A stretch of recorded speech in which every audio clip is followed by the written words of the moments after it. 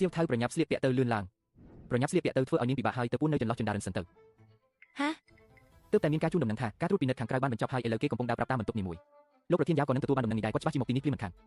បើគាត់ឃើញយើងបែបនេះវានឹងប៉ុន្តែយើងមិនបានធ្វើអ្វីខុសផងលោកប្រធានយ៉ាវគាត់គួរតែមើលដឹងតើសៀវថៅខ្ញុំមានអាយុច្រើនហើយវាមិនអីទេសម្រាប់ខ្ញុំប៉ុន្តែនាងនៅក្មេងណាស់ភាពស្អាតស្អំរបស់នាងមិនអាចឲ្យខ្ញុំបំផ្លាញបានទេកុំថាឡើយលោកប្រធានយ៉ាវសំបីតែខ្លួនខ្ញុំផ្ទាល់ក៏មិនជឿដែរនៅជាមួយក្មេងស្រីស្អាតដូចជានាងក្នុងបន្ទប់តែពីរនាក់តើអ្នកណាអាចទប់ចិត្តបានកុំថាឡើយគាត់ចាស់សាស្ត្រាចារ្យជាងខ្ញុំស្ដាប់តាមលោកខ្ញុំនឹងទៅឥឡូវនេះប្រញាប់បើកទ្វារជាងចាស់បើកទ្វារជាងចាស់បើកទ្វារអំបញ្ញមិញមិនឲ្យអ្នកណាចេញពីបន្ទប់ខ្ញុំមិនជឿថាលើកនេះចាប់ឯងមិនបានទេបើត្រូវចាប់បានធ្វើម៉េចទៅនោះជាសម្លេងលោកប្រធានយ៉ាវសៀវថៅនាងទៅពួននៅក្រោមគ្រែនៅក្រៅវាំងនុនប្រញាប់ឡើងទៅពួនក្រោយវាំងនឹងទៅជាងចាស់ឈប់ដេកទៅបើកទ្វារ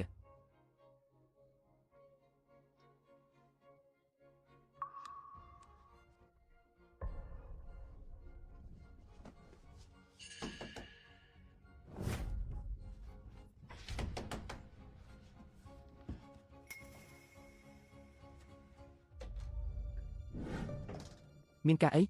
ទើបតែមានការជូនដំណឹងថាការត្រួតពិនិត្យចប់ខ្ញុំក៏ដេកលក់បាត់ទៅជាងចាស់មុខឯងឡើងក្រហមព្រឿងបន្ទប់ឯងនេះប្រហែលជាមានស្រីផ្សេងមែនទេ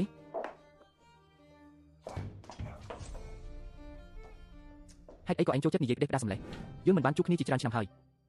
ខ្ញុំមិនចាប់អារម្មណ៍នឹងរឿងអស់ទាំងហ្នឹងទេមែនទេជំនួយការស្រីថ្មីរបស់ឯងខ្ញុំមើលទៅខ្សែភ្នែកឯងមើលទៅនាងហាក់ដូចជាប្លែកខ្ញុំចាំថាឯងហាក់ដូចជាចូលចិត្តប្រភេទក្មេងហើយស្លូតបូតបែបហ្នឹងណា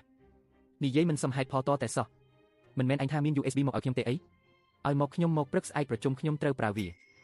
មិនប្រញាប់ទេខ្ញុំសូមមើលបរិយាកាសស្នាក់នៅរបស់សាស្ត្រាចារ្យជាងបន្តិចសិនខ្ញុំថាឯងមិនទាន់ចប់ទៀតមែនទេ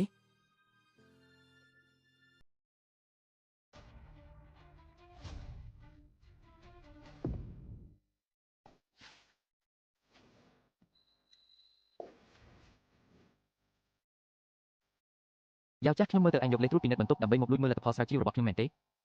ខ្ញុំប្រាប់ឯងទៅចុះលទ្ធផលស្រាវជ្រាវនេះខ្ញុំនឹងបរិច្ចាគវាខ្ញុំមិនយកវាទៅរកប្រាក់ចំណេញឲ្យក្រុមហ៊ុនទេ USB ប្រញាប់ឲ្យមកខ្ញុំមកកុំរំខានពេលខ្ញុំសម្រាប់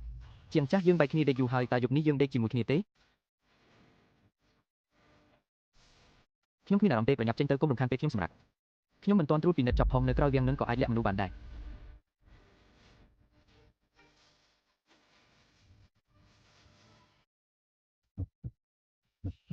ថ្ងៃនេះឯងប្លែកខ្លាំងណាស់ច្បាស់ជាមានរឿងលាក់បាំងមិនខាន